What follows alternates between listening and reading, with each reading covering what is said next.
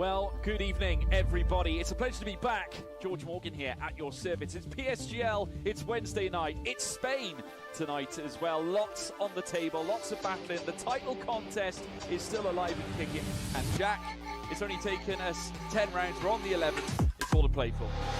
Boromant goes on the inside and takes the lead on the final lap of the race. Now it's side by side between Boromant and Warner, but Boromant's got the inside. Literally a guest star here in this phenomenal race. Cameron Dowd looking to take P2 in his very first PSGL F1 PC race. Incredible to say the least. You see that Putin still lead. 1.5 seconds. DRS is the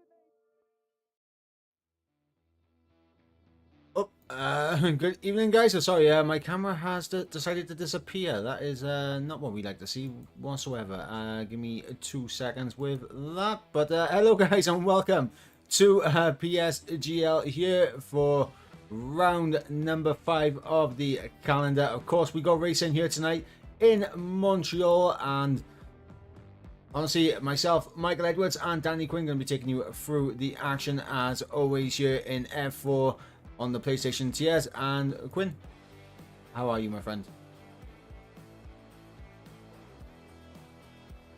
Oh. Quinn, you there? Oh, yeah, I'm here. Sorry, I was muted. I'm sorry, I'll put my hands up. Yeah, I'm feeling really good tonight. Of course, getting into the business end of the season now. And all of a sudden, it's beginning to look like everything's to play for. Absolutely. For some reason, my camera does not want to turn on. What is going on here now? Which is unfortunate. But yeah, while I'm trying to sort out the camera, let's have a little look at the track in question. Of course, we do go racing here tonight at Montreal here in Canada. It's a circuit Gilles Villeneuve, and 4.3 kilometers, 2.4 mile circuit in length, if I saw that correctly. A lot of infamous chicanes, but I think none more infamous than the World Champion chicane, the final chicane of the circuit. And my, are we going to be seeing any side-by-side action through the final chicane here tonight? It's going to be very interesting if we do, because we've seen countless times that because of the nature of the chicane, 2 necessarily doesn't go into 1. Absolutely, it does not. And of course, I think now I should be able to get my camera back on and working. Apologies for that. I'm not sure what exactly happened with the camera, but we will do a quick there we go. We have the camera on. Lovely stuff. Right, so there we go. Apologies for that, ladies and gentlemen. Yes, of course, my name is Michael Edwards. He is Danny Quinn. We're going to be taking you through the action, 14 corners around the fantastic Montreal circuit. And of course, let's have a little look at what happened last time out at Austria, where of course it was Alex Marciano who ended up taking victory here. Obviously, even can I finishing P2 with Provadox completing the podium. Janel comes home in P4. Riggs in 5th place. Tiramisu with a good result in 6th. 7th place for Lauren T. Casper down in 8th place. Robbie in 9th. And Bell rounding out the final point playing position. Quinn, Austria was an incredible race. A lot of action, and there was a few incidents as well. If you know, if I remember correctly, there was a few incidents. Yeah, there was, and yeah, with Chris getting a 5-second penalty and Kilcree also getting a 3-second penalty. Yeah, they were not great. Well, some of the driving standards wasn't great last week, but hopefully here in Canada it's going to be better and provide more exciting racing. Yeah, absolutely. And of course, that was the results from last time out in Austria. Let's have a look to see what that's done to the driver's standings. Of course, it is Ivan Knaj still leading the way, 3 points ahead of his nearest rival, Provadox. And obviously, with that 8th place finish, Casper losing touch with the top 2, and now is 7 points off the back of Provadox, 10 points off the back of Ivan Knaj in the championship fight. But there's still an awful lot of racing to go this season. Yeah, definitely is. And what's interesting with standings so far is the fact that the top two haven't even won a race yet. And I believe the top two drivers are the only two that have actually finished in the points in every race. So that just shows consistency is key. Absolutely, and of course, Casper was not here for round number 1 in Australia, which is of course why he wasn't here to finish in the points in round 1. But he has finished every single points. He's had a points finish in every single race he has attended so far this season. So it's good to keep that in mind. Of course, Laurenti in P4 with Robbie in P5, Kilcree in P6, Yanel in P7. Alex Marciano in P8, Masu in P9, and of course Alpha Gully rounding out the top 10. And we will have a quick look at the constructors before we head to the action out on track, because qualifying has just got underway here in Canada. You can see Ferrari 8 points clear of the nearest rivals in AlphaTauri, but AlphaTauri are in a very tight contested battle for second right now with Haas and of course that Sauber team in P4.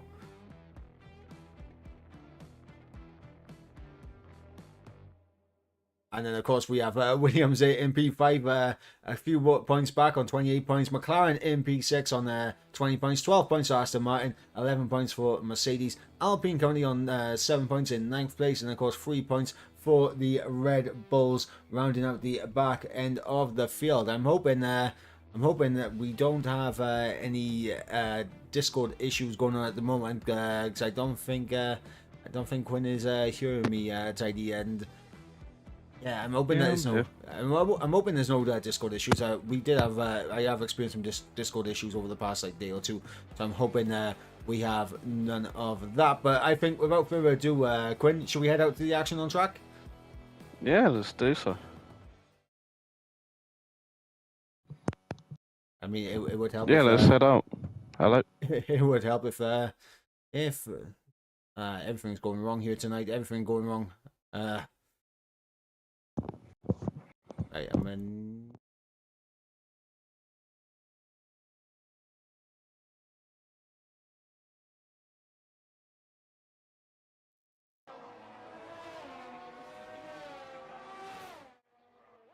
Boom. Hello, can you hear me?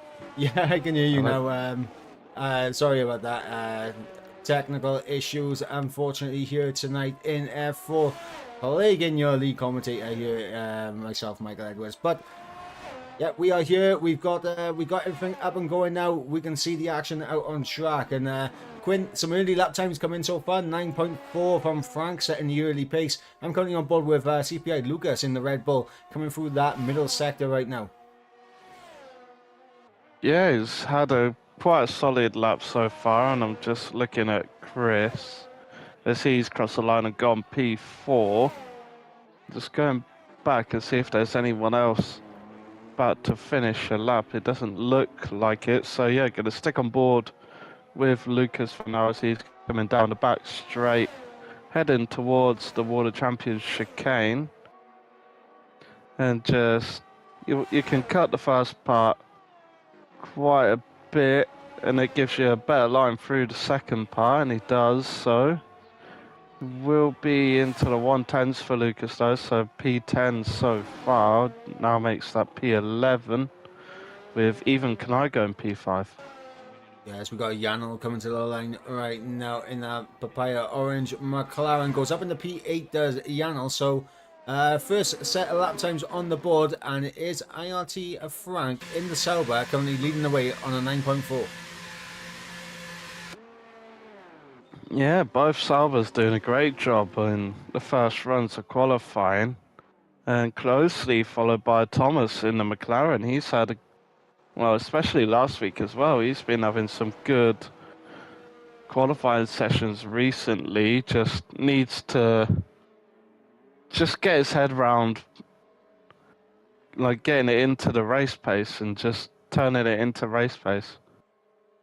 And of course, the Sauber team, of course, a team that can definitely gain a lot of points and try to get themselves back into the Constructors' Championship. Casper right now is currently out there on an out lap, so I'm actually going to stay on board with Casper for the entirety of this lap, and obviously for the flying lap as well. We will get a full lap from Casper here, as we got the F1 commentator James in the chat. How's it going, James? We've had technical issues so far and we have been plagued, but we are here in the midst of qualifying right now.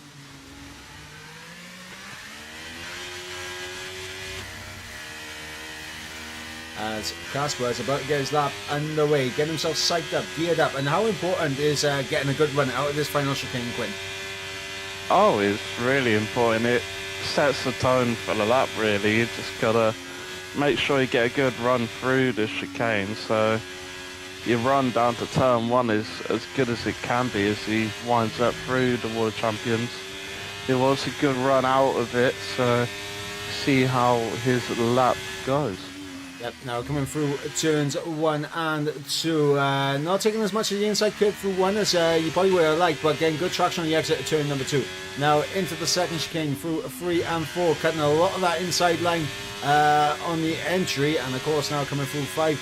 Breaking down into turn 6 thousandths of a second up as we go through the chicane of 6 and 7. DRS wide open once again on the run down towards turn number 8 and 9, breaking just as you approach the bridge and getting good line right there for Casper.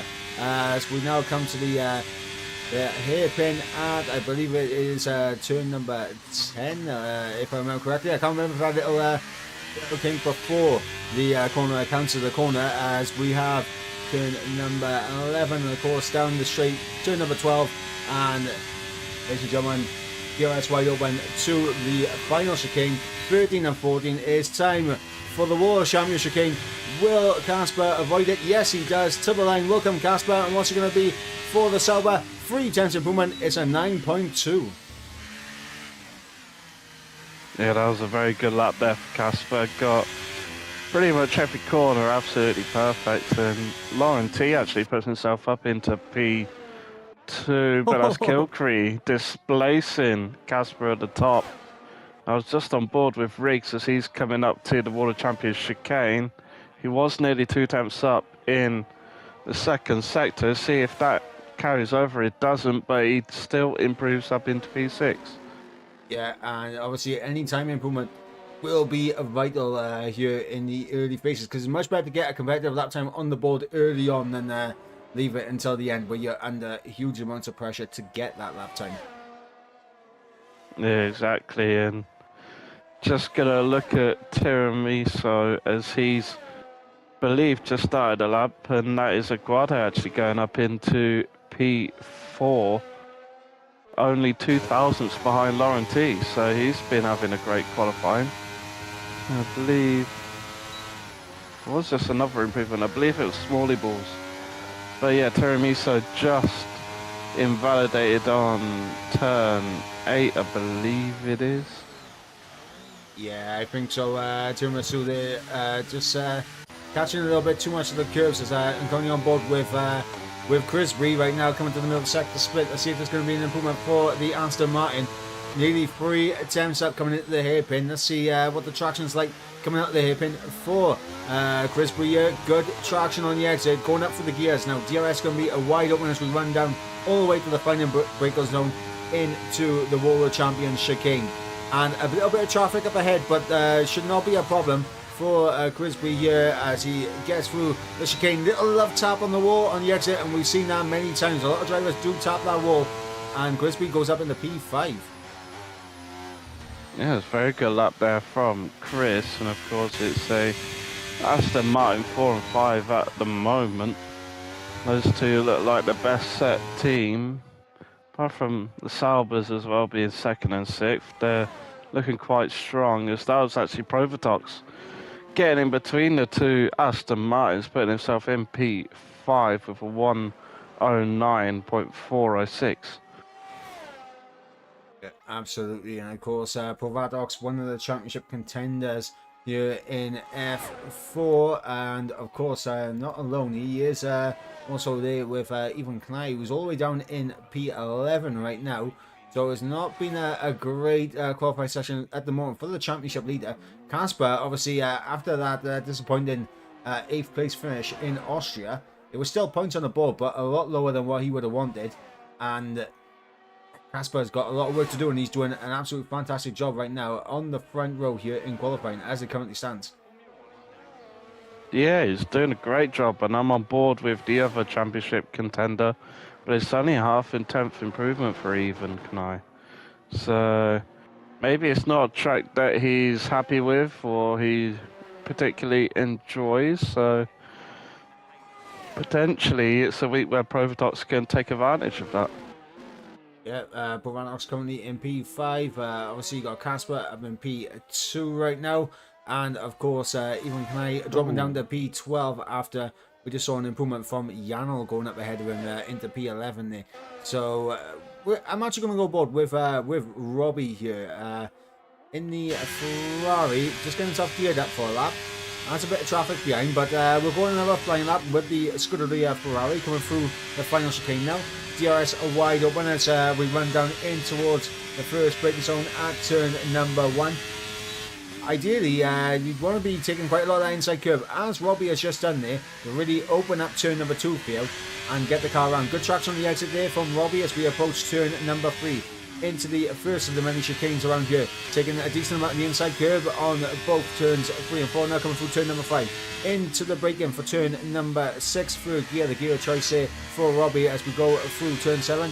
DRS wide open once again, running down in towards turn number 8, braking just as you go underneath the bridge down to 4th gear there for Robbie. A little bit deep on the initial entry, but able to hook it up again on the exit quite nice. And now into the hairpin at turn number 10, and very deep into the hairpin. A bit of a lock up there, I think, from Robbie. Not ideal as it has compromised his exit speed through 11, and of course now into 12. DRS wide open all the way to the break-in of 13-14, the world champion chicane, and I think Robbie has backed out of it.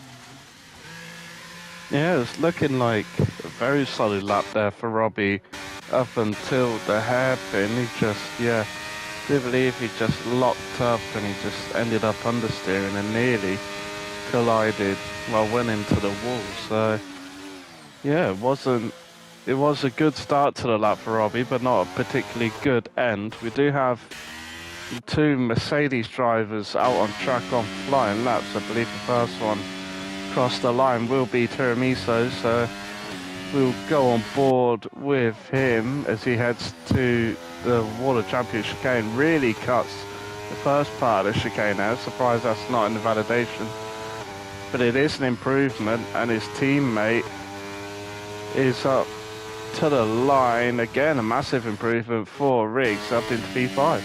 Yeah, I've jumped on board with Kilcree right now, who's out there on a flying lap. 16 thousandths up in the first sector, and definitely going to be looking to find a bit more time. Of course, Kilcree right now on provisional pole, so any time gained by you will make it much more difficult for the likes of Casper, Laurenti and Aguado to try and take that away. But there is the chicane, and that little curve through turn number 9. You get too much onto it, it can chew you up and spit you back out, as we just seen out there with Kilcree. Yeah, and just looking at his fuel indicator, he hasn't got enough fuel left to, continue on and do another flying lap, so he's going to have to go into the pits, but I'm not quite sure if he's got enough time to actually get into the pits, get a new pair of tyres on and get back out. Yeah, he's got just under 3 minutes to go in the session. He's got plenty of time, and that's another thing around this circuit. Of course, 1 minute and 9 of the lap time, so as long as you're out of the garage by around 2 minutes now, you should be completely fine to get around the circuit. Yeah, so looking on the track, that's actually Smalley Balls has gone provisionally into pole position with a 109.169. So Absolutely. a little bit of a buffer. Yeah, a little bit of a buffer between himself, Kilcree and Casper now. I'm on board with the man who was on provisional pole early on in the session, IRT Frank. He's currently down in 9th place as Bovatox has retired from the session, and that looks to be through the chicanes in the middle sector. So Heartbreak there for Pro Radox, unless he's done it in the pits. I see a Haas out on track. That might actually be Smalley Balls actually out on track. So maybe Pro Radox has retired in the pit lane. But we're on board right now with Frank coming through the first chicane. Very, very nicely done there from Frank. Coming through turn 5 now into the beginning of turn number 6. Over a 10.5 up on his lap time now through 6 and 7. Looking for DRS once again as we run down into the beginning of turn number 8. What's it going to be for Frank in this middle sector? Is going to be able to keep it valid. Runs very deep, but able to keep it all together. Definitely will have scrubbed off a little bit of time there. We'll have Frank and middle sector split. He's still over 2 temps up, so I think he might have been 3 temps up without that small mistake there in the chicane. But decent traction on the exit of the hairpin. And now a lot of traffic, a lot of potential for slipstream as well for Frank to take advantage of, but he hasn't actually gone for it. In terms of taking slipstream, but into the break-in now of the final chicane, really attacking the final chicane there. DRS wide open to the line. What will this be for Frank as he comes up? It's going to be the front row. Very close there, very, very close. And just Bell actually put himself up into P4, I noticed. In the middle of that, he did a very, very good lap, only 1,000 behind Kilcrew. And going on board with Casper, he invalidates. Turned in way too early there, and I was actually going to say Casper and Frank actually might have worked out to perfection, because I think Casper would have got the slipstream down the back straight in towards the final chicane. But yeah, that invalidation really costing Casper. He's going to start from P5 at best. We're on board right now with the man in P6. That is Lauren T, as he comes into the break-in for turns 8 and 9. And this is going to be interesting to see if Lauren T is going to be able to get himself onto the front row. Both Williams drivers right now are up there in the top 6. But Lauren T, even though it was a purple middle sector, he's still down by a 10.5. Yeah, he is, and Bell's actually retired in the pit lane, so he won't be improving anytime soon. And looking at Lauren T coming up to the World Champions chicane, being 1.5 tenths down, he's really got to throw it in, and he did. Will it be an improvement for Lauren T? Doesn't look like it, still 1.5 tenths down. Absolutely, I'm going to jump on board with Kilcrew, middle sector split. What is this going to say for the AlphaTauri? A 10.5 down, so not finding the time in the middle sector. Tiramisu is marginally up, so we'll stay on board with Tiramisu. We got Lucas as well on a lap. In fact, no, Lucas is into the pits, so we will just have the lap time coming from Tiramisu. And I believe Kilcrew will probably come into the pits as well to not take any more of those tyres. Very conservative for the final chicane from Tiramisu, so not really attacking it as much as we've seen the other drivers, but we'll have a 10th improvement. Up to P11 goes the Mercedes driver. Yeah, it was very good qualifying there from Tiramisu. Of course, the times are very, very close throughout the whole field. Looking from first to last, it's only, well, first to 16th is just 6 tenths. If you include Lucas, it's a 1.3 second gap. So yeah, and only the top 5. Well, 10th. I was just going to say the top 5 separated by not even a tenth.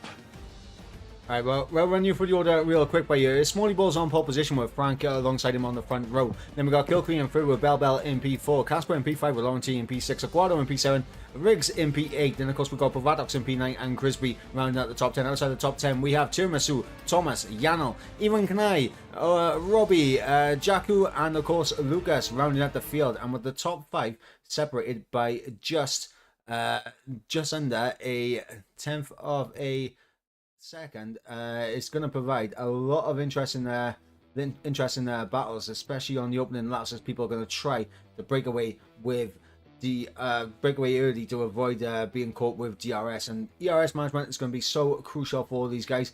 But of course, before we head to the action out on track, we'll take a short break for our sponsors, and we'll be back in just a moment.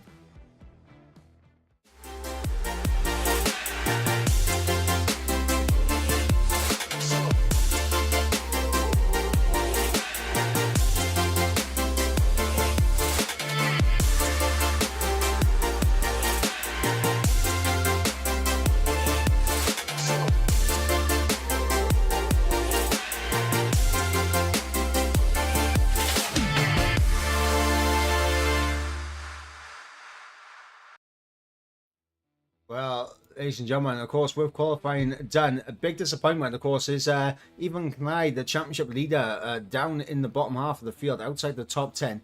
What a job he's got to do now in this race. Yeah, he's really got to try and make the most of it. We could see a different strategy here from Ivan Knight. Could see him want to gain as many positions as he can. So we might see him start on the softs and try to put pressure on his championship rival Provotox. Yeah, of course, Provadox is only in P9, so only just managed to make it inside the top 10. And then, of course, you got Casper, obviously, after that big disappointment last time out in Austria. He's up in P5. So, I mean, it's a lot of work for Ivan Knight to do. And a big opportunity for the likes of Lauren T and Gilcreek to kind of gain some points in this championship. Of course, Gilcreek going to be starting from P3. Lauren T going to be starting from P6. So they're both pretty well placed to gain points on the championship leader here tonight. And potentially gain points on Pro Radox as well down in P9. I'm interested to see how, obviously, the man in P7 is going to get on. And that is Aguado. But we're going to head to the action right now because there's 5 red lights out on the track as we are underway here in Canada. It looks like a good start there from Smalley and holds on to the race lead, but in behind Kilcree and Frank side by side through the first and second corner as Frank loses out to Kilcree there off the start. Oh my god, Yeah, Bell Bell. Bell Bell there down the inside. I was not expecting that. Bell Bell down the inside. Lauren T's out the race. That's a virtual safety car there. A heartbreak for the Williams. Lauren T out of this race already. And honestly, early on, you kind of have to be very smart about going for overtakes on this circuit because there is no margin for error when you are going for the overtakes, especially in the first sector. Oh yeah, definitely. You just gotta be very cautious when you try for overtakes. But looking at all of the tyre choices for everyone, it's a mixed bag between the hards and the mediums, and then we have Aguado on the soft compound, so he's going to be looking to make his way through the field as quickly as he can. He may potentially try to go for a one-stop soft to hards, or potentially banking on there being a safety car. Well, I mean, the clouds are... He's already coming into the pits. He's going to be putting on hards on the mediums. I think Aguado might have been caught up with whatever incident happened that led to Lauren T being out of this race. Obviously, the back three all coming into the pits. Aguado, Jaku and Riggs, of course, all in the pits looking for a fresh set of boots. I've noticed that the clouds are out. Now, we didn't speak about this earlier, but the chance of rain around Canada is usually pretty good. And of course, we're going to ever forget the iconic race from 2011 with Jenson Button winning in the McLaren, snatching victory from Sebastian Vettel on the final lap. And we had the fantastic battle between Mark Webber and Michael Schumacher for the final spot on the podium. But we could be seeing... Smalley! Oh no, Smalley! He has... Smalley balls right there, no longer in Canada. He has crossed the border into America. Yeah, I think leading into the hairpin, he just drifted a little bit too far to the left and got onto the grass a bit, and that just completely ruined his line. And yeah, he's just all out of sorts going through the World Champions chicane, and Casper goes down the inside and gets the move done on Smalley. So in a matter of a few corners, Smalley has gone from P1 down to P5. Yeah, absolutely. And Smalley Ball's not going to be happy with that whatsoever. But Casper and Frank will be very happy with what's going on right now. Both of them in very strong positions in terms of the constructors. Remember, of course, the Sauber team currently fourth in the constructors. They are 10 points off the Ferrari pair, and both of the Ferraris are outside the top 10, scoring nil points as they currently stand. So this is a big game for the Sauber team. Yeah, it really is, and I was just still on board with Smalley Balls, and he doesn't make the same mistake going into the chicane. So that is good news, but something that isn't good news is Tiramiso's falling outside the 1 second margin to Thomas up ahead. So once DRS is enabled, well, I believe it's already been enabled, but he will not be having DRS. Yeah, and we just saw a change for the race lead. Bell getting through with DRS down the back straight. Of course, going up into the race lead. Kilcree now down to P2. Frank still in P3 with Casper in P4. Smalley going to try and recompose himself to come back stronger in this race over the course of the remaining 30 plus laps. Aguado won a new fastest lap, of course, trying to get himself back into this race. He's on the back of Jaku right now for what is P13. And essentially relying on a bit of a safety car to come out right now for Aguado, Riggs and Robbie. Yeah, he really has to, he has to rely on, well, it isn't 100% guaranteed that we will be having a safety car here, but it's just something you have to have in the back of your mind. But yeah, that gap between Thomas and Tiramisu has grown exponentially. It's increased over a second. Lucas gets a fantastic exit. Thomas on Frisbee and decides to not go for it as Lucas gets through and Tiramisu in behind. At the front though, Kilcree taking the race lead back in towards turn number 1, and the AlphaTauri back into the race lead. Yeah, Bobo was looking to try and get a better line, and actually the rain is coming down. It is starting to rain here in Canada. I am struggling. There we go. I can just about see the raindrops here as Casper has been let go by Frank. So obviously that is a team decision. But the Sauber team to obviously Casper in the championship fight. Frank not quite in it at the moment. Obviously looking to pick up good points for the constructors. But the order has come. Let Casper go. The order from the Sauber team. Yeah, and Smalley and the Pavadox. Haas drivers are still fighting away. Looks like it isn't as harmonious at the Haas team as it is at Sauber's, because those two are just fighting away with each other. Yeah, I can imagine what's being said on the team radios right now between these two. Of course, Pavadox obviously in the championship fight needs as many points as possible, and Smalley rolls right now not wanting to play a ball with his teammate right now. No, it doesn't seem like it, and Frank is doing a really good job of holding Smalley Balls at arm's length. And I believe once again there's been a lead change, and I believe Kilcree, actually no, yeah, that happened last lap, they stayed the same. Now obviously with it raining, of course the curbs get a lot more slippy, and obviously the chance of just losing the car increases exponentially. But if you are the likes of Ivan Kanai and obviously Yano that are at the back and outside of DRS range on everyone, are you potentially looking at maybe rolling the dice and risking it, maybe going like a lap earlier for the Inders? Potentially you could.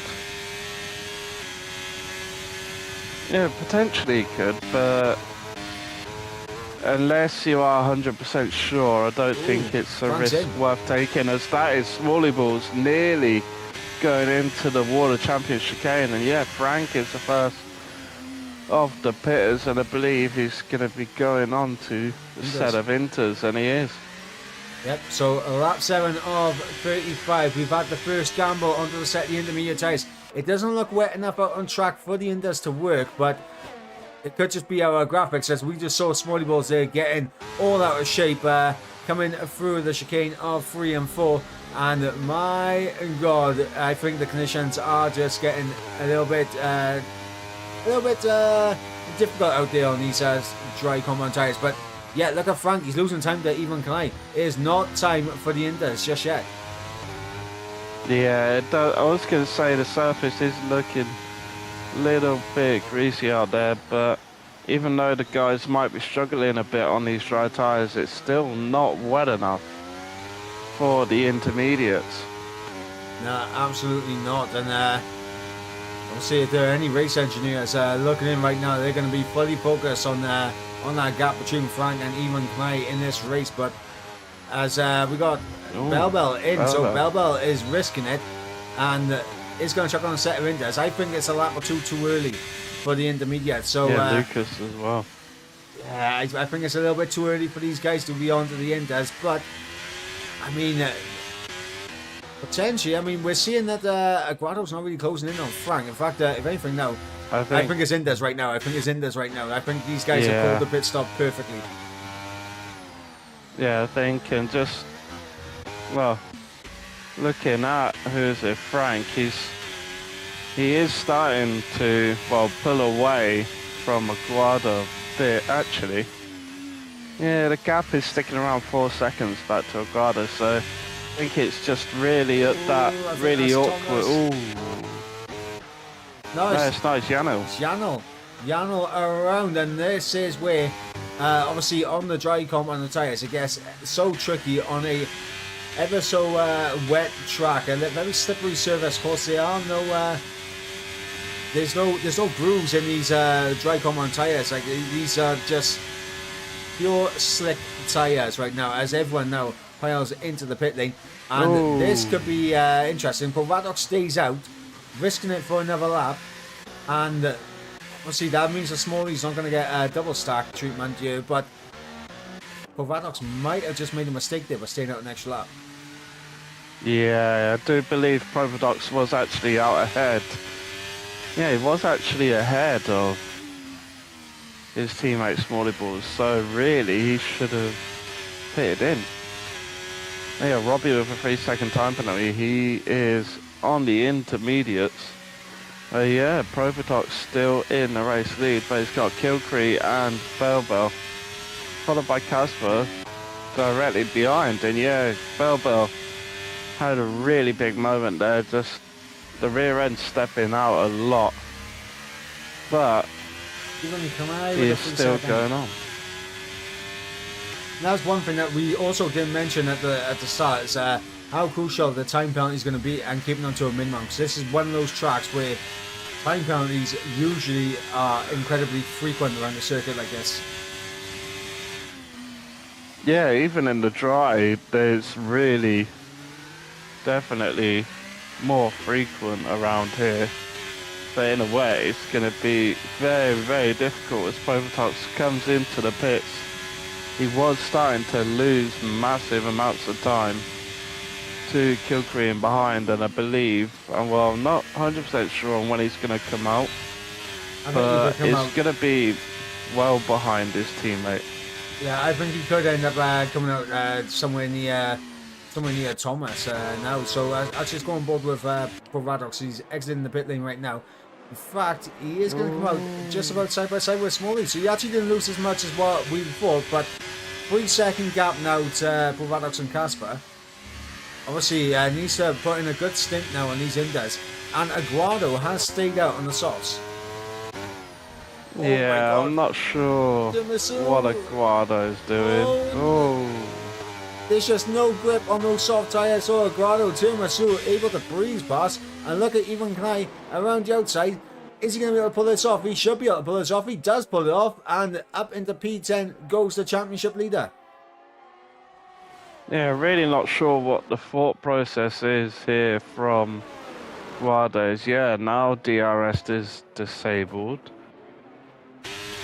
But yeah, he's really starting to lose time to the people around him, and he's most likely going to be coming out towards the back once he pits for Inters.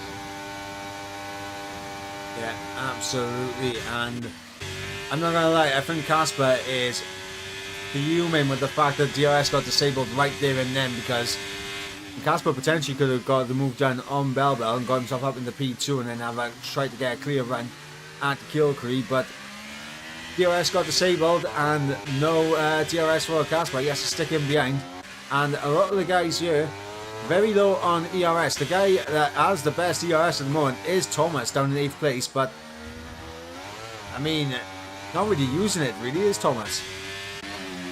No, he's really not, but he's doing quite a good job considering he's not even using it. But yeah, everyone else is sitting really low apart from Chris and potentially Casper. Well, the top three are okay, but everyone else apart from Chris and Thomas, they Casper aren't down really the inside doing of that great. Bell into the hairpin. Little bit of contact between the pair of them. And looks like Bell's going to be able to keep ahead. But now here comes Casper in the DRS, in slipstream, sorry, not DRS, into the slipstream, using a bit of ERS as well as we run down into the final chicane. Not going to look for a move here. Focus on a good exit here now, Casper. And Casper trying to get that exit that he needs. It's a good exit, but I don't think it's enough. In fact, no, maybe it is enough. With ERS, he's going to look to the inside for turn number 1. It's going to be Casper now, up in the P2 in this race. Gets the job done on Bell. Up in the P2 goes the Sauber. Yeah, there was a little bit of contact on the exit of turn 1, but nothing really happened as Aguado's finally into the pit lane. He's going to be putting on a set of the intermediates. They are going to be the freshest on the grid, but yeah, it was very, very late call from Aguado. And it looks like he's just going to be coming out ahead of Robbie and Janos, so P14 for Aguado. Yeah, it looks like Casper right now has the pace on Bell. He's pulled a 7/10 gap already. Paul Vadok's closing in like an absolute steam train right now, closing in rapidly on these guys in front. Paul Vadok's might have gone with a wet setup, of course, in the first stint. It didn't look like he had a huge amount of pace. He might have gone for a full wet setup here. Yeah, no, definitely could have been the case for setup, which lends itself quite nicely to a wet racing. And that's Smalley balls with a 3-second time penalty now. Yeah, not ideal for Smalley balls in this race, but I just saw Bell there losing it for the final chicane somewhat, and that's brought Vadok's right underneath his rear wing, and obviously that's increased the gap between Casper and Bell. It's now 1.2, the same as what it is the gap between first and second, as Kilcree doing a good job right now holding on to the race lead, just keeping a nice calm and control. 50% ERS on the AlphaTauri as well. Yeah, it's going to be... Casper is doing a very good job, and just looking back at Provatox, he was getting very close to the back of Bell, and yeah, Provatox might be within a shout of a potential race win here, as that is even... Robbie. Robbie's up. Yeah, Robbie, Wall of Champions, has claimed his first victim here tonight. It is Robbie in the Ferrari, and out of the race goes the Scuderia. Out of the race, and honestly, that is huge in terms of the constructors. Because remember, Ferrari are leading the constructors. Ivan Kanai, obviously, the only man still going for Ferrari, and he's only in P10. Casper's in. Yeah, a lot of people are coming in. Well, Casper, Bell. And Smalley balls as well. A lot of people are coming in for new Inters. It's only the top 2 that are choosing to stay out. Of course, it is a virtual safety car, not a full course safety car. Actually, no, it might be a full course safety car. Oh, it is. It is a full course safety car. There we go. Full course safety car. Drive-through penalty for Lucas for speeding under the safety car as well. And this has actually turned out to be a stroke of genius from Casper here, because under the safety car, it means that Kilcree is going to have to sit in behind. And if Kilcree decides to pit, he's going to come out all the way in last place, and Lucas is retired in the pit lane, I think. Yeah, that's in the pit lane, which is unfortunate because, well, he's the only Red Bull here, so they, once again, won't be scoring any points in. The Red Bulls haven't scored any points since the first race of the season, which is disappointing to say so, but yeah, it's not been great so far this season for the Red Bull drivers. Absolutely not. Far away from real life Red Bulls, that is for sure. As another member of the Red Bull family, of course, the AlphaTauri is doing a fantastic job right now Of course, Kilcree, the only representative for AlphaTauri here tonight. Big opportunity for Haas and Sauber to gain hugely on Ferrari, and of course AlphaTauri, who are ahead of them in the constructors, but only a point ahead of Haas and 2 points ahead of Sauber. So you would think with 2 drivers they should be able to get the jump on them, but an awful lot of racing still to go here, Quinn. Yeah, very much so. It's got a lot of racing to go. We're just getting close to halfway distance of this race. We do have, well, the top 3 have not pitted under safety. Well, they have not pitted under safety car, whereas I think pretty much everyone else, barring Aguado, has pitted under safety car, and of course, is very good news for Casper, because being on the best positioned person on a set of inters is going to give him good advantage on the people ahead. But the front 3, their tyres are already going to be warmed in and are already going to be going through that warm-up phase, so just be a little bit easier to get those tyres warmed up. So yeah, it's going to be quite difficult, I'd say, for Casper to get past these 3. And of course, Bell going to have to serve that drive-through penalty in 3 laps. Going to drop Bell all the way down to the back of the field. So a heartbreak there for the Williams driver. As obviously Lawrence T out of this race crashed out on lap number 1. And I mean, Bell now is essentially going to be put down to the back, where it will be difficult to try and get back into the points. But Bell's a quick driver, so I will assume Bell will get himself back into the points. But a Herculean task ahead now of the Williams. Yeah, it's going to be really difficult for Bell to get any points, but like I was saying before, we're only just getting up to half race distance, so we will be in about 2 laps time. So he still does have over half the race. Well, he will have about half the race to do so, so let's not count him out of it just yet. Absolutely not, as Jaku trying to close out to the back of the field, same with Aguado and of course Janol coming for the final chicane right now. Safety car should be at the end of this lap now, lap 16 of 35. It is Kilcree right now in the race lead. Provadox coming in P2 with Thomas in P3. Casper fresh in in P4, and it's going to be interesting because, of course, you got Bell right behind, who has that drive-through penalty. You will need to be cautious when coming into the pits to serve that drive-through penalty. And then, of course, you got Smalley with that 3-second time penalty in behind Bell, Crisby. And then, of course, we got Frank in P8, Masu in P9. Even Kanai in P10, the last of the point-paying positions. But that penalty could come back to haunt him, especially when you got drivers like Riggs in behind, like Aguado and Jaku as well as Janol, to be fair, who all on their day are very quick drivers. They've got in this lap. Yes, in this lap, of course. Well, it's going to be ever more important now to get a good restart from Kilcree, because he's, well, especially from the 2 behind him as well, you just got to hope that they do enough so Casper doesn't really get the launch on them, so they've got to be extra focused on when Kilcree goes. Yeah, I'm actually going to stay focused on Casper. Yeah, I think Kilcree has gone already down the back straight. As we're going to see if Casper on those fresh in there's going to be get a job done. And in fact, there's a small mistake there from Thomas. That's going to allow Casper straight through into P3, and Casper is... He's got to give it back. No, heartbreak there for Casper. He's got to give it back.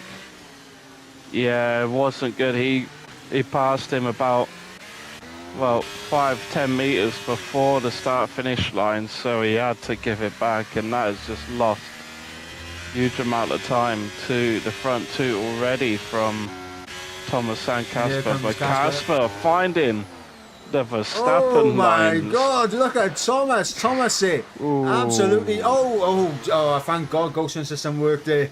My God, that was a Mercedes going straight through a McLaren. I was about to say, Thomas playing the wrong game. Was playing a bit of dirt rally right there. Was Thomas. Even can I get him through up in the P7 now? So the Ferrari, the championship leader, making moves. Casper back through ahead of Thomas now, and I think Thomas might have give that position back to Casper. A bit of sportsmanship between the pair of them, and Bravadok's now all over the back of Kilcree for the race lead, and with Casper right there behind them, this could be very important to get a car in between yourself and Casper. Yeah, definitely. It's going to be very important for Provadox to do, especially when he's in a championship fight. But yeah, that is another penalty there for Smalley Balls. But yeah, it was, well, right before just a lap ago, I was just mentioning that Casper was going for the Verstappen line. And yeah, he's just really, I've been on board with Casper, and he's finding some really adventurous lines through the corners, and he's just finding a lot of extra grip. And looking at this, round the outside once again. Oh, contact between himself and Provadox here, coming through turns 6 and 7. Provadox keeps a hold of P2, but my God, Casper, as you mentioned, finding alternative lines, and they're working out for him. He's finding the grip on these fresher intermediate tyres, and of course that is always the thing when it comes to the wet weather conditions. Sometimes you can find better lines going off the standard racing line. As Casper having a little bit of a peek half-hearted down the inside of Provadox, but Provadox able to hold on, and they have to be careful because of course Provadox has his teammate in behind him and Smalley Balls. If Smalley Balls gets through, then we could see a bit of Haas teamwork by backing up the pack. Yeah, but well, where have we seen that before? That is true. That is true. We'll see if that does happen again in this season. But right now, it is Kilcree leading the way, lap 19 of 35, ahead of Provadox, who will take the championship lead as he currently stands. With P2, Aguado with a 3-second time penalty, battling with even Knai for P8. In fact, I'm going to go on board with this battle, as Aguado, in fact, has lost out there massively and is going to be overtaken by Riggs as well, and tucks back in behind Riggs and just ahead of Yano. Yeah, I'm not sure if he's got any damage, as the camera angles aren't really doing me any favours. Yeah, there goes Yano. Big snap from Yano, and that's forced Aguado off. And that's going to allow Jakku an opportunity here, as Yano's going to get back through. And look at Jakku now coming through as well. Going to look to the inside potentially of the McLaren as well. No, just going to outbreak the Aston Martin. Sticking ahead of Aguado here. Jakku really putting up a bit of a fight for that final point paying position inside the top 10. Meanwhile, it's been a change for P2 as Provadox and Casper side by side on the exit of turn 10. And it looks like Provadox with ERS is going to be able to hold on to that as it's Kilcree. I'm not sure what's happened there. Kilcree going slow there. What's going on with Kilcree? No idea what's happened with Kilcree there. Absolute heartbreak there for the AlphaTauri, but now this battle between Provadox and Casper is for the race lead, and Casper really looking to try and get this move done. He's looking for the Daniel Ricciardo lunges, as that's Kilcree around. Kilcree is around and really struggling here. Potential damage on our car. Yeah, I'm not sure what's happened with Kilcree. Just trying to see if he's got a puncture or anything. It doesn't seem like he does. Doesn't look like he's got any damage either, so not 100% what the issue is for Kilcree right now. But yeah, P9 now for Kilcree. Maybe it's just the tyres falling off a cliff. Potentially, however, now we got Casper looking to get this move done on Provadox. Going to look around the outside at turn number 10. Outbreaking the Haas locking up the rear tyres, losing control of the rear of that car, and Casper's going to get through. Into the race lead goes the Sauber now. Provadox down to P2, as Smalley Ball still holding on to P3, as we got even Knai and Frank battling out for P6 in this race, both of them with 3-second time penalties to their names. not ideal for the pair of them, especially if we do get a late safety car, because, oh my god, that's Tiramisu going very slow through the final chicane, and that has allowed Frank get back through. My god, guys, we're seeing mistakes start to creep in now from these guys. Yeah, and that's even Kanai going through contact between the two of them as Reeks is now on the back of this battle. Yeah, it was a bit of a half-hearted attempt at an overtake there from Even Kanai. And it did not work out, but yeah, Overtox has actually lost out to his teammate Smalley Balls. Even though Smalley Balls has got the penalty, he's looking like he's got the pace of Smalley Balls. I think that's he's really pushed him on. I think that's more Haas teamwork right there. Bravadox knows that if Smalley Balls gets ahead, he's the only one that can kind of slow down Casper. So, and obviously with their time penalties, Bravadox will be able to come back at him later in this race. So I think that's a bit of a Haas teamwork going on right there. But the battling for P5 right now between Frank Tiramisu and Ivan Knai as Janel and Riggsy, as oh my god, Janel goes in there, Aguado threw up in the P8, and everyone's locking up their rear tyres. They're really struggling with the hairpin in these conditions. Yeah, they really are, and just on board with Smalley Balls, he did attempt to go for the overtake on Casper, but eventually thought better of it and just slotted back in behind. And yeah, well, Smalley Balls is really looking like the fastest car on the track so far. Yeah, however, Smalley Balls did have a huge advantage in terms of the ERS at the stage where he was let go by Bravadox, and he's used an awful lot of it right now. In fact, it's only 8% difference now between Casper and Smalley Balls, so we should see now a bit more of an even fight between these two, as they are now on similar ERS management, as Crisby currently in P4, trying to get onto the back of Bravadox, which will be very ideal for Crisby, because of course Crisby, another driver on his day, very capable of a podium finish, and definitely looks like that's his aim here. Yeah, definitely does seem like it, and he's only about 9/10. Well, actually, no, that's a big stake from Bravadox through the hairpin once again, and now Chris Free is right on the rear. So yeah, everyone, like you said, is seemingly struggling with the rear lock-in at the hairpin. Yeah, as here comes Crisby now, good traction out the final chicane, using a bit of battery, gonna look to the inside line for turn number 1 on Bravadox. This is a full P3 on track, but of course it is a net P2 with the time penalties on Smalley Balls right now, and this is not ideal to have the outside line for this chicane for Crisby, but it's still going to go side by side as we enter into the first of the chicanes. And yeah, Crisby going to back out, be a bit clever and be patient as well. But look at the amount of time they've lost Smalley Balls and Casper up ahead just for that little battle through the first couple of corners. Yeah, and just speaking about a gap, that seems like Smalley Balls has had a huge mistake, because he has just dropped about 6/10. Well, about 7. It's about a second, over a second now to Bravadox. He is really struggling now, and Bravadox is really starting to catch his teammate up again.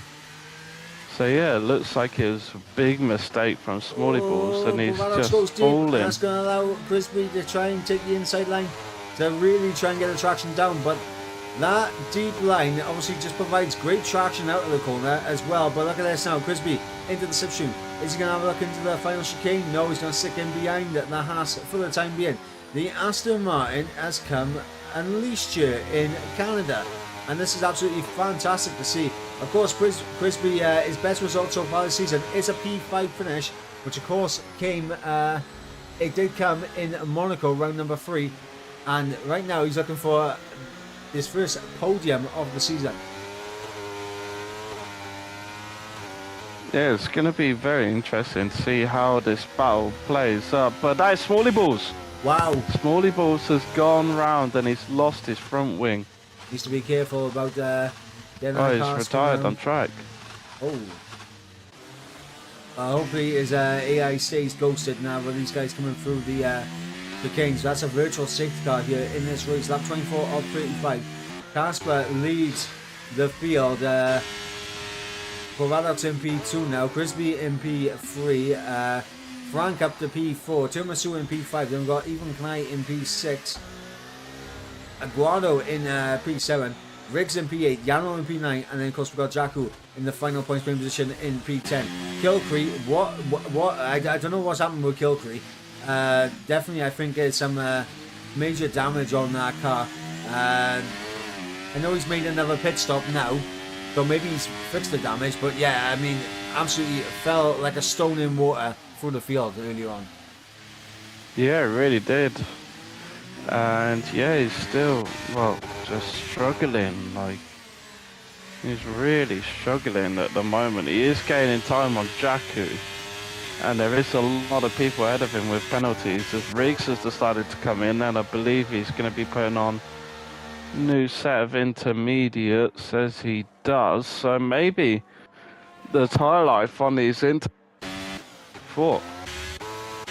Yeah, absolutely. As we got a Crispy getting close to the back of Even Knight, Aguado, and Even Knight, and there's Aguado around, and that's a reset the track there with Aguado. But I'm not gonna lie, that was remnants of 2011, the incident between Jenson Button and Fernando Alonso, if you guys remember that, into that chicane. Reminiscent of that particular collision that happened back then.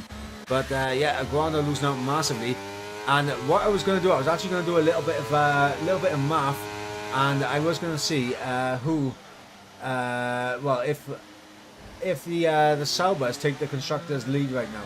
That's what I was going to see. If they stay as they are, 24 points gained for the Saubers, and of course 5 points gained for Ferrari. So let's have a look here. Yeah, that would be the Saubers into the Constructors' Championship lead. Yeah, of course, Frank does have a penalty which will see Tiramisu actually jump, and that is Crispy getting past Provatox into turn 1.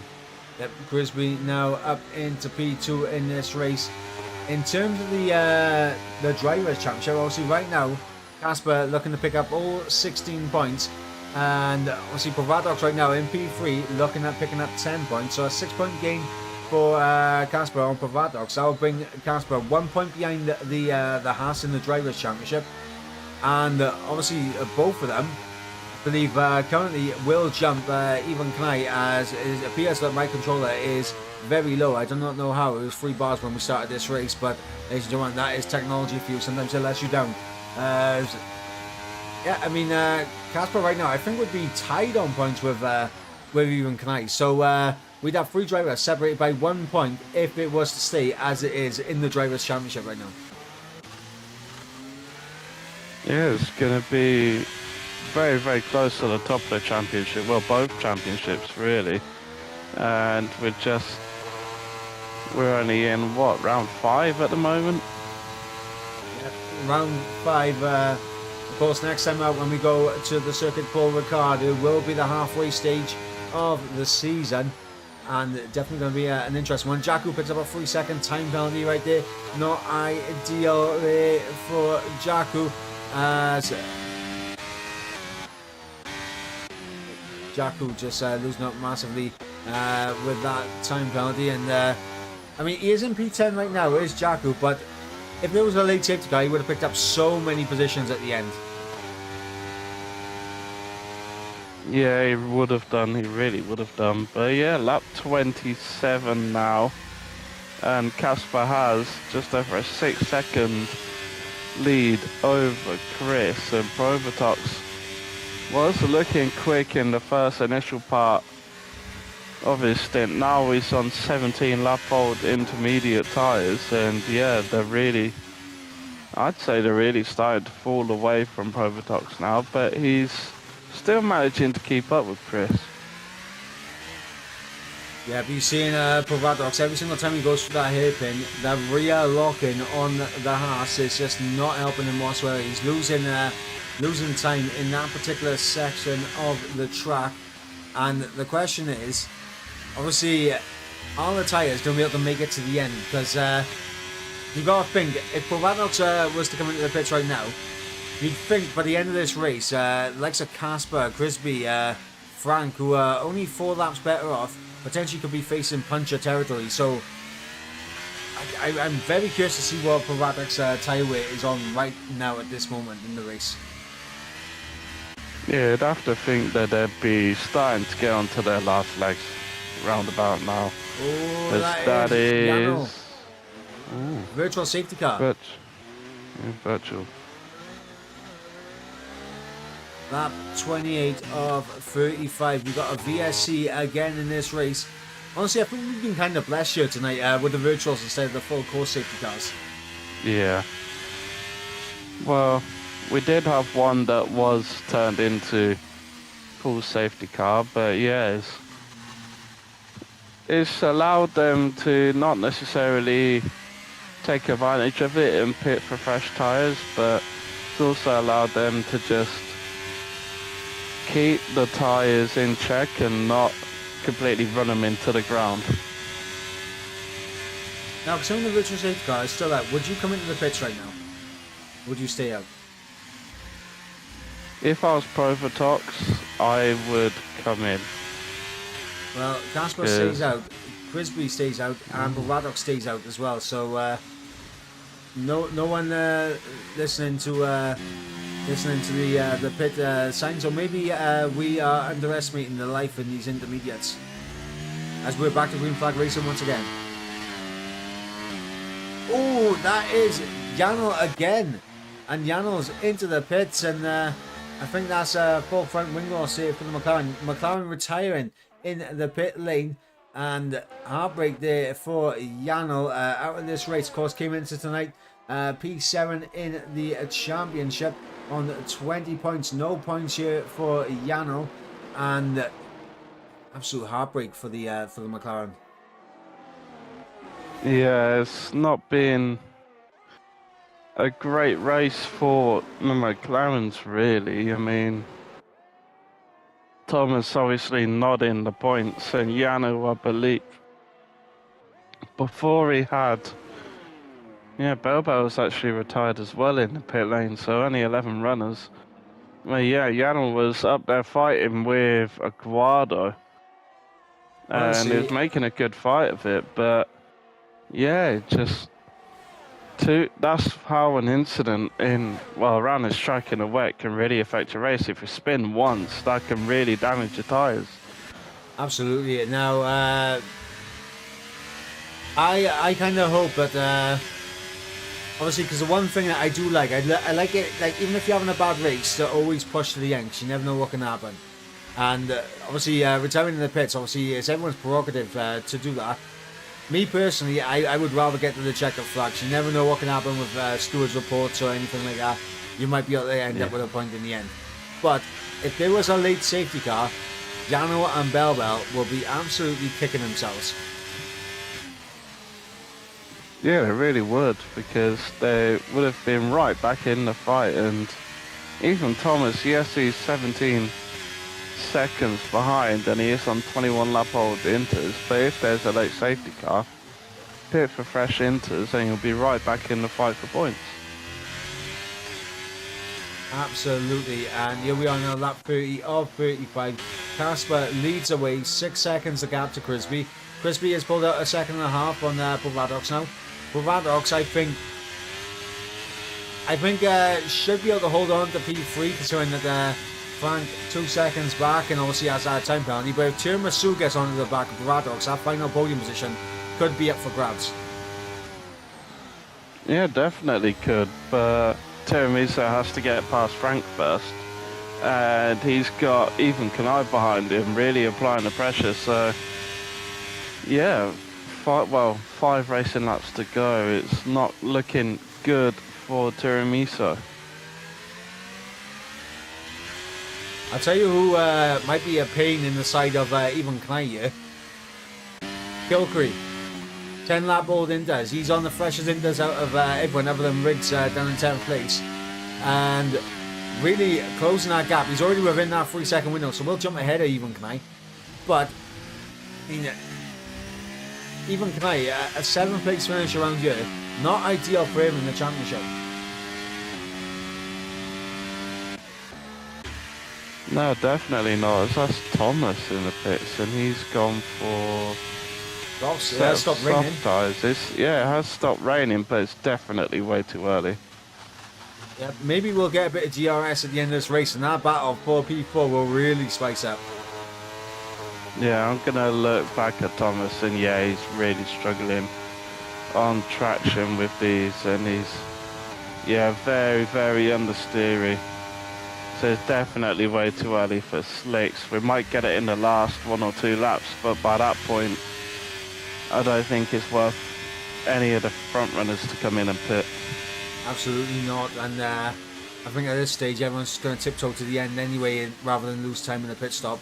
Unless you're probably Casper, because you have a 6-second gap. Obviously the pit stop around here is not as long as it is at other circuits due to the nature of you're coming into the pit lane just before the chicane as even kind of gets a big rear end stop, and then of course you're coming out at the end of turn 2, so you're not really losing as much in the pit stops compared to other circuits. So maybe Casper might risk it just to get soft tyres on, but at this stage I think that everyone's just going to focus on just getting to the checker flag now. Yeah, and just look at the gap between Kilcree and even Kanai now.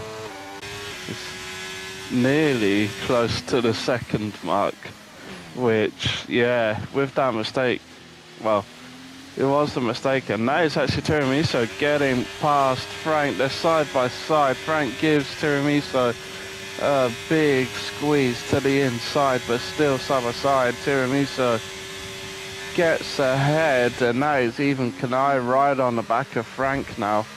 As everyone makes it through the chicane, and look who's in the background lurking. It is Kilcree, 1 second back from even Kanai. So all this battling has slowed them up enough for Kilcree to get onto the back of this little train.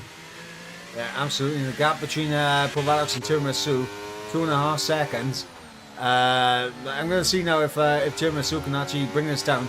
We are seeing like remnants of a dry line beginning to form on track, but I think it's still a little bit too early for the slicks. But we'll have to wait and see as we keep an eye on Thomas's gap to Jakku for an indication. But yeah, this battle for P4 right now really about to spice up, because here is Kilcree all over the back, even Klein.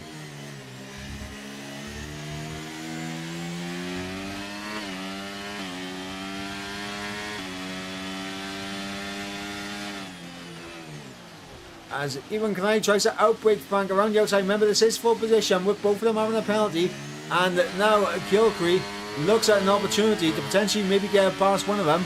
And once he gets past one, he can maybe try and get through on the second. That gap between Tiramisu and Provatox is coming down. The gap is 2.1. Here goes Kilcree. Oh, he backs out of that smart there from Kilcree. But even Klein getting through on Frank, exactly what he needs to do. Here comes Kilcree now. Kilcree going to get through on Frank. Frank's going to go down to P7. And Kilcree, yeah, job done for the AlphaTauri here. Yeah, it's been really good racing here for Kilcree so far, and he's just got to get past even. Well, he doesn't even really need to get past even Kanai because of the penalty he has, but he could be in with a shout of getting past. Yeah, he could be getting on. Well, within a shout of getting past Tiramisu. And you never know with Punchers now, he might have a chance, an outside chance of a podium here. Because look at that gap between Tiramisu and Provatox now, it's down to 1.8. Yeah, could well be in with a shout of a podium here, but with it being just DRS enabled. That is big for Kilcree here, because Kilcree within the detection point of even Kanai, and this will be DRS, a double dose of it, which will get him onto the back of Tiramisu. And then on the final lap, we should see Tiramisu get onto the back of Provatox. Ladies and gentlemen, the final podium position is up for grabs here. Yeah, it could definitely, but we've still got, well, 1 lap of racing to go, and of course the fresher tyres for Kilcree, and look at that, he's already getting close to, well, he's within a second, just about. I don't think he's gonna have enough time to get onto the back of Provotox, but Kilcree could definitely get a move done on Tiramisu. Yeah, and my controller has died, so I have to quickly change controls over, otherwise we're going to miss the action at the end. I do apologise, guys.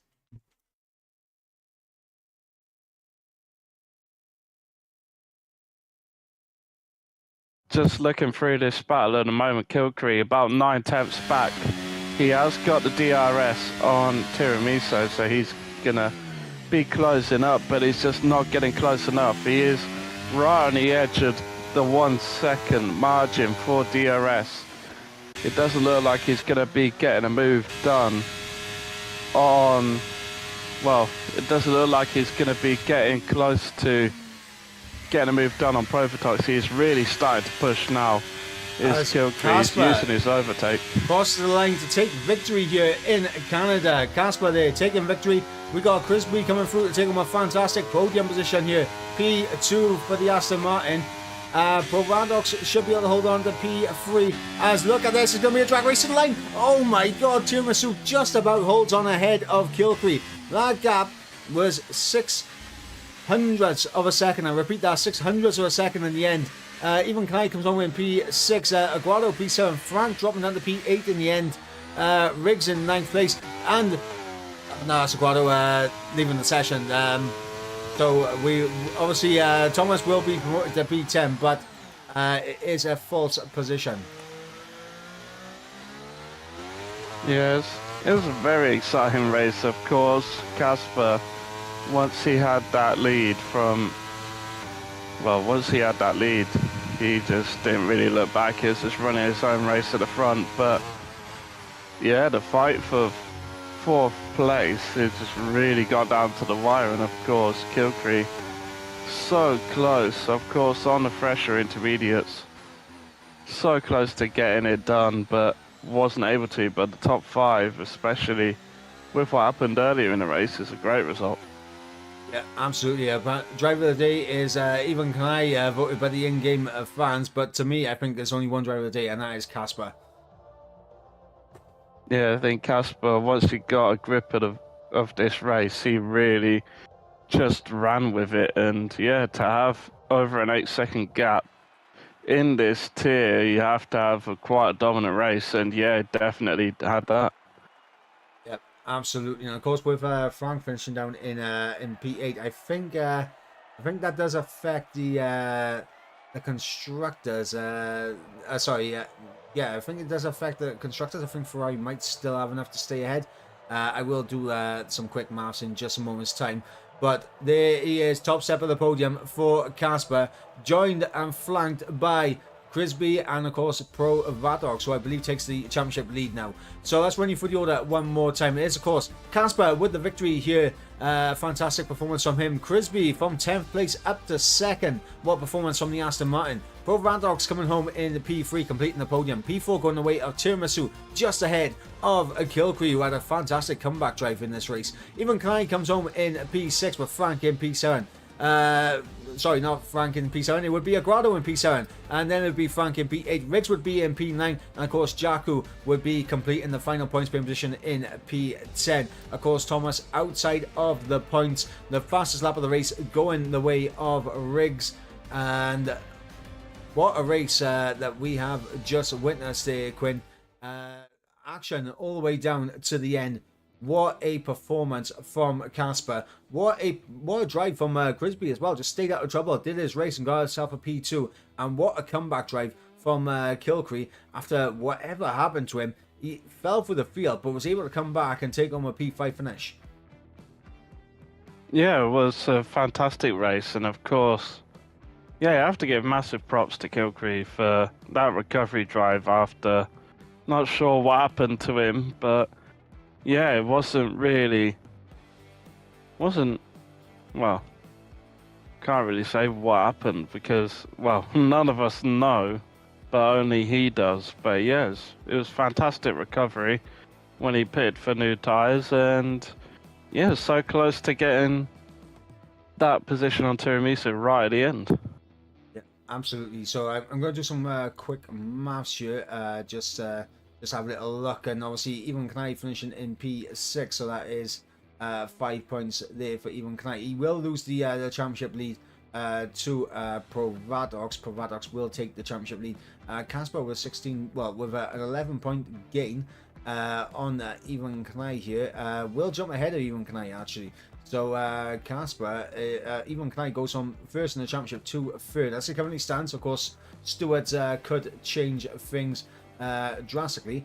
In terms of the constructors, looking at it, obviously 5 points gained for Ivan Knight here, plus Ferrari on 50 points in total as it currently stands. The Saubers with a first place and obviously a actually, yeah, Sauber will overtake Ferrari. Sauber will overtake Ferrari. So I think the Saubers have taken the Constructors' Championship lead. Provadox, I believe, obviously is going to be in the lead of the Drivers' Championship. But a horrible day if you are a Scuderia Ferrari fan. Yeah, it really wasn't a good race for the Ferraris. Well, at least for Robbie. And yeah, just as I said in the qualifying, it just really didn't look like a track that even Kanai was, well, didn't look like one of his preferred tracks, and it showed in the race. He did very well to get into the position that he did, but it just didn't really pan out for him the way that he would have hoped for. Yeah, absolutely. And of course, let's have a little look at the calendar. Of course, next week, we do go racing at the Circuit Paul Ricard. It is, of course, the French Grand Prix as we enter the halfway stage of the championship. Of course, calendar now in the box. We look forward to what will happen in France. And, of course, Quinn, France, another one of those circuits where time penalties can be a major factor, especially through the first chicane, the first and second corner, and then, of course, turns 3 and 4 being the second chicane. Honestly, what are you expecting from France? Of course, round number 6 of the 11 race championship. What are you hoping for at France? Well, of course, the first sector is really downforce dependent, and then, well, I'm just really expecting a lot of, well, close pack racing, really. With there being, well, I'd say there's at least 2 major overtaking zones that you can go for. Of course, there are the little corners where you can if there's an opportunity, but there's 2 major overtaking spots, really. So it can be, I think we'll expect a lot of, well, a big DRS train to start off with, and then, like today, if someone can get a hold of the race, they can really just run away with it. Yeah, absolutely. And of course, that is what it will happen next week. Of course, I believe F3 and F1 are also ongoing right now. So if you guys want to go over and check out F3 and F1, please make sure you do so, and also show support in the stream for them. But that's going to wrap things up here tonight in F4. Here in PSGL on the PlayStation TS. I have been Michael Edwards. He has been Danny Quinn.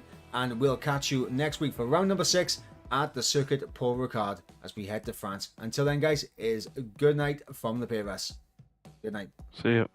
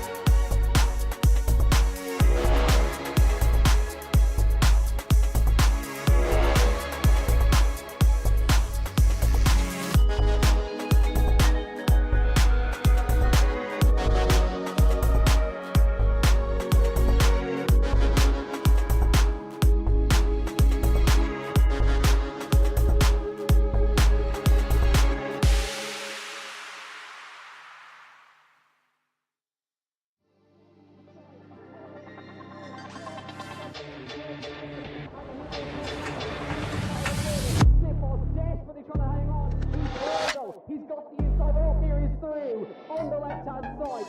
Hugs the apex, gets on the power nicely, and that is job done. Jarno Opmeer now to the last couple of corners now. His finest drive, his greatest drive, and he's done it at the Circuit of the Americas. He returns to the top step of the podium. Once again, the GOAT is back. Jarno Opmeer wins the US Grand Prix in a stunning Grand Prix.